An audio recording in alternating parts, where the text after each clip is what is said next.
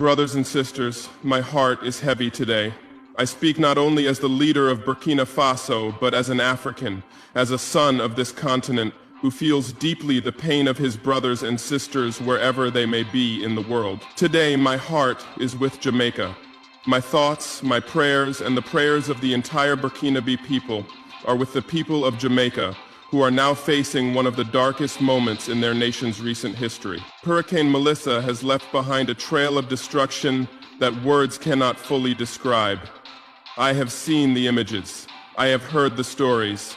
Homes have been torn apart, families displaced, lives lost, and entire communities reduced to silence under the weight of this monstrous storm. The winds, moving at nearly 185 miles per hour, swept across the island with unimaginable force, uprooting trees, tearing down schools, hospitals, and homes.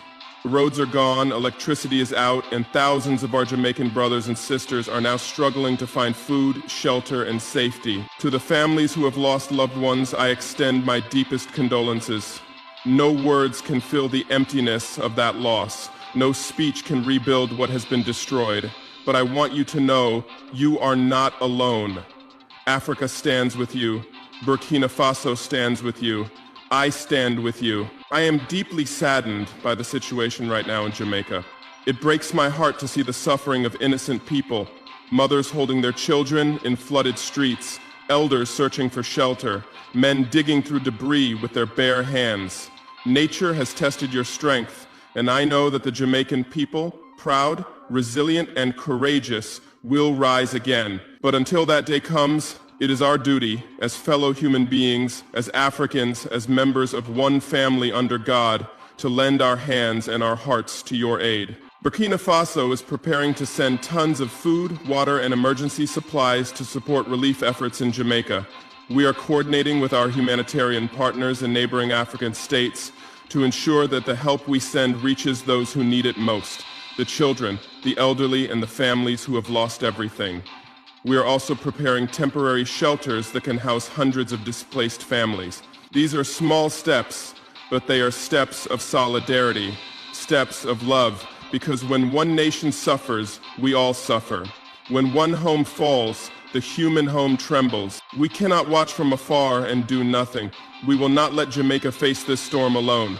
I have already directed my government to work with regional organizations and international partners to deliver urgent aid. I urge others, nations of Africa, of the Caribbean, of the wider world, to do the same. Now is not the time for speeches alone. Now is the time for action. I call on the Prime Minister of Jamaica, the Honorable Andrew Holness, to remain strong in this moment of crisis. I urge you, my brother, to continue leading with courage and compassion. Mobilize all resources to save your people. Let no one be left behind in this tragedy. The people of Jamaica are counting on your strength, and we, your brothers and sisters across Africa, are standing behind you. This hurricane, which tore through Jamaica before moving toward Cuba and Haiti, has already claimed many lives across the Caribbean. The devastation is enormous. It is said that in some regions of Jamaica, entire towns have been leveled. Roofs are gone, bridges are washed away, hospitals have been overwhelmed. The island's power grid has collapsed in large areas, leaving hundreds of thousands in darkness. The Jamaican government has declared the country a disaster zone, and the people are now in urgent need of water, food, medicine, and safe shelter. I want to speak directly to the people of Jamaica, to every mother, every father, every child listening. Burkina Faso is with you. Africa is with you. Do not lose hope. The storm may have destroyed your homes, but it has not destroyed your spirit. It has not taken away your dignity. It has not taken away the warmth of your hearts or the strength of your souls. You are a people known for courage, a people whose ancestors stood tall against oppression, whose music, faith, and unity have inspired millions across the world. This moment of pain will not define you. It will refine. My brothers and sisters, I know what it means to struggle, to rebuild from ruins, to stand against the odds. In Burkina Faso, we too have faced trials, drought, conflict, and loss. but we have learned that when people unite, when they hold on to each other, no disaster can defeat them. And so I say to Jamaica, hold on to each other. In your churches, in your schools, in your neighborhoods, stay together, lift one another up, share what little you have. That is the true spirit of humanity. The storm may have passed, but the days ahead will be difficult. Recovery will take time, patience, and strength. Rebuilding homes, restoring power, and healing wounds. These tasks require more than tools and money. They require faith, they require love, they require unity. And I promise you, Burkina Faso will do its part. Our engineers and volunteers are ready to assist in reconstruction. We are coordinating with regional disaster agencies to contribute to technical assistance and medical support. Every little effort counts. Every bag of rice, every blanket, every drop of water, because together these small acts become great waves of compassion. Today I am also calling upon the African Union, upon ECOWAS, and upon all African nations from the north to the south, from the east to the west, to rise and join in this great humanitarian effort. Let us move not as separate states, but as one people, bound by a shared history and destiny. Let us show the world that Africa does not forget her sons and daughters scattered across the oceans. We must show that when our brothers and sisters in the Caribbean cry out for help, Africa hears their voices across the waves, across the continents, across the centuries that once divided us. We must respond not with hesitation, not with bureaucracy, but with the speed of compassion. We move, we act, we stand. Let this be a moment where Africa reclaims her moral strength, not waiting for orders or approvals from those who once ignored our pain, but acting from our own sense of justice and humanity. Because true solidarity is not written in the language of diplomacy. It is written in the language of action. It is felt when a mother in Burkina Faso packs food for a child in Kingston. It is seen when African doctors travel to rebuild hospitals, when African engineers lend their hands to restore power, when African farmers share their harvests to feed the hungry. This is the Africa I believe in. An Africa that moves not out of pity, but out of purpose. An Africa that refuses to watch suffering from afar. An Africa that remembers that Jamaica's pain is our pain, that every fallen home is a wound upon our shared humanity. Let the world witness that we, the people of Africa, do not only speak of unity, we live it. We act upon it. We prove it in moments like this. And when history looks back on this tragedy, it will remember not only the storm that struck Jamaica, but the spirit of solidarity that rose from Africa to meet it. Jamaica has always been more than just an island. It has been a beacon of resilience, a light that has guided generations across the waters of history. Your music, your art, your faith, your unbreakable spirit, these have touched every corner of the world, and especially the heart of Africa. When the drums of Africa were silenced by slavery, it was Jamaica that helped carry the rhythm forward. When our voices were taken, it was through Jamaica that we found our song again. Your music, reggae, is not just sound, it is a movement. It is the voice of the oppressed and the anthem of the free. It has carried messages of hope, peace, and liberation across oceans and deserts, across time and generations. When we in Africa listen to the words of Bob Marley, we do not hear just a singer, we hear a messenger. We hear a man who spoke to our hearts, who told us to stand up, to rise up, to love ourselves, to believe that Africa and her children will be free again. Your poets, your musicians, your freedom fighters, they have spoken for all of us. From the spirit of Marcus Garvey, who taught us that no matter where we are, we must never forget who we are, to the rhythm of Bob Marley, who reminded us that unity is strength and that redemption is possible. Jamaica has been a bridge between the past and the future, between the continent and the diaspora. You have taught the world that struggle is not defeat. You have shown that even when storms rage and empires rise and fall, the spirit of a people who believe in themselves can never be destroyed. You have lived through colonialism, through hardship, through disaster, and yet you still sing, you still smile, you still dance. That is the soul of Jamaica, a people who carry sunshine even through the rain. And now, as Hurricane Melissa has struck and your island weeps, it is our turn to sing for you.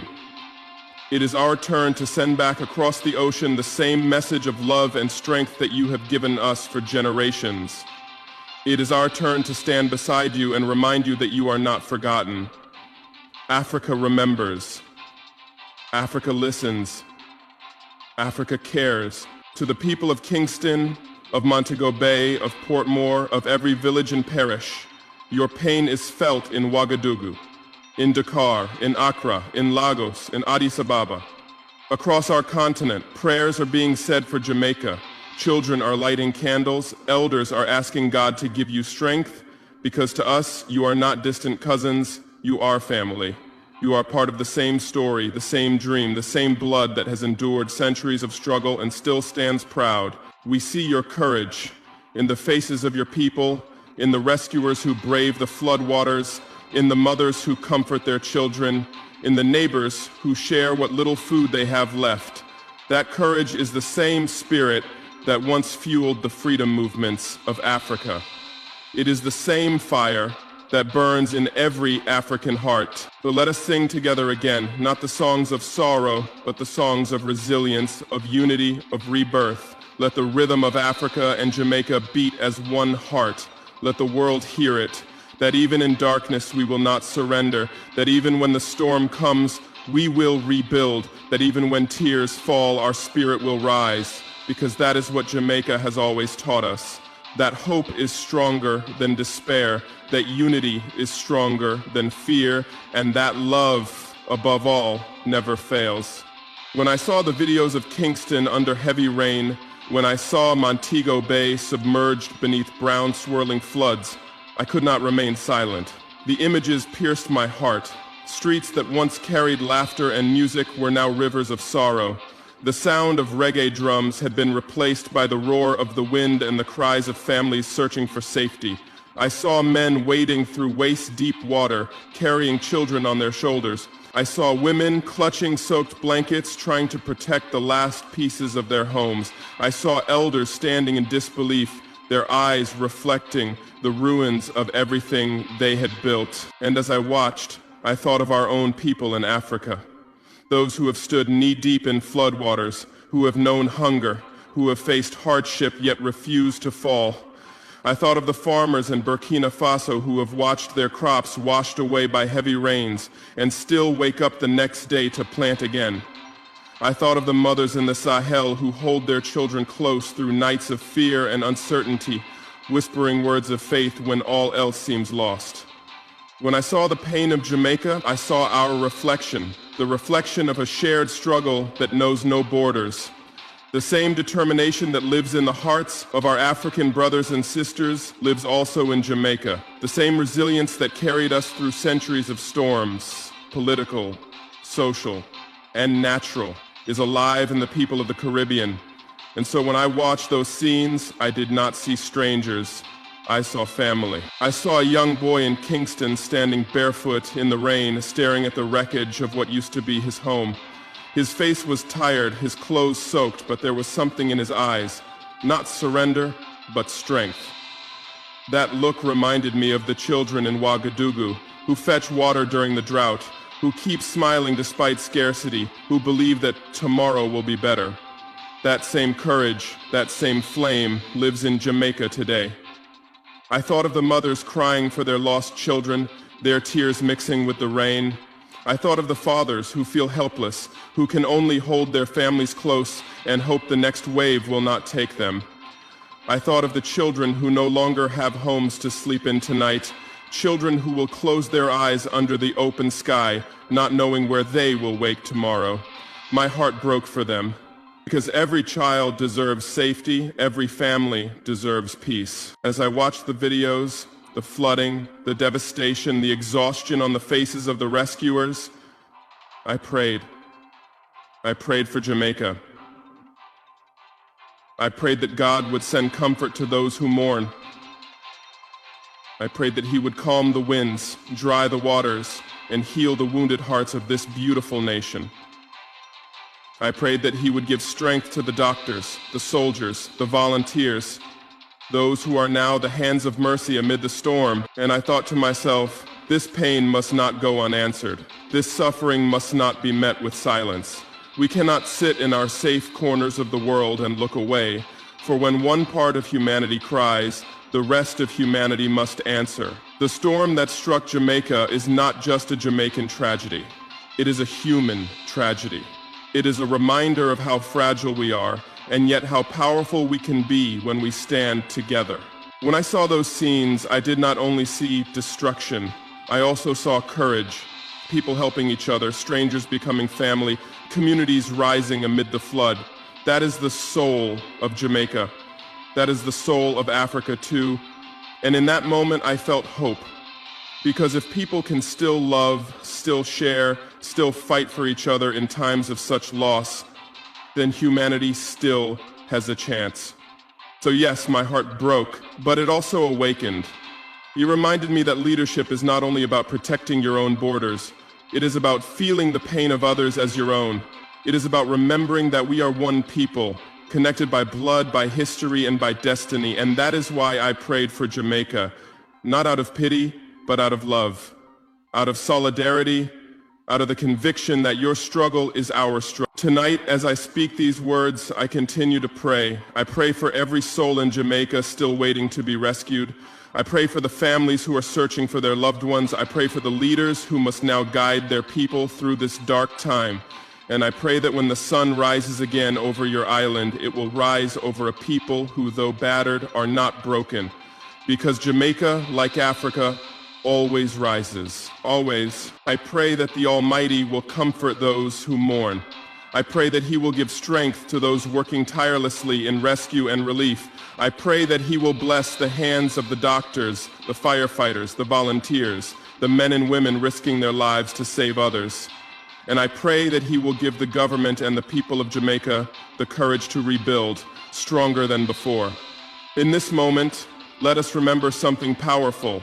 Humanity has no borders. Pain has no passport. Whether in Africa or in the Caribbean, a child's tears are the same. A mother's love is the same. A people's dignity is the same. And so, as brothers and sisters, we must respond with one heart. This disaster is a reminder that the climate crisis is real and that no nation is immune. Hurricanes like Melissa are becoming stronger, faster, and deadlier. They strike without mercy, leaving nations to pick up the pieces. The world must wake up. We cannot continue to ignore the consequences of greed and neglect. Climate justice must not be just a phrase, it must be a mission. Africa and the Caribbean, we are bound by history, by blood, and by destiny. Our struggles are linked, our futures connected. We must unite to face these challenges, to demand global fairness, to build systems that protect the vulnerable, to ensure that no country stands alone in the face of disaster. To the international community, I say this: Jamaica needs you now. Not tomorrow, not next week, now. Send aid, send expertise, send compassion, but do it with respect. Do it with dignity. Do not turn this tragedy into an opportunity for control or exploitation. Jamaica does not need pity. It needs partnership. It does not need foreign dictates. It needs solidarity. I have faith in the strength of the Jamaican people. I have faith in Prime Minister Holness's leadership. I have faith in the spirit of the Caribbean. And I have faith in humanity, that when disaster strikes, our compassion rises higher than the waters. Let the world hear our message. Africa stands with Jamaica. Burkina Faso stands with Jamaica. I, Ibrahim Traore, stand with Jamaica. And I promise you this: we will walk beside you until your homes are rebuilt, until your children smile again, until your land breathes again. To every Jamaican watching this message, do not lose faith. You will rise. You will rebuild, and when you do, the world will remember your courage. May God bless Jamaica. May God bless the Caribbean.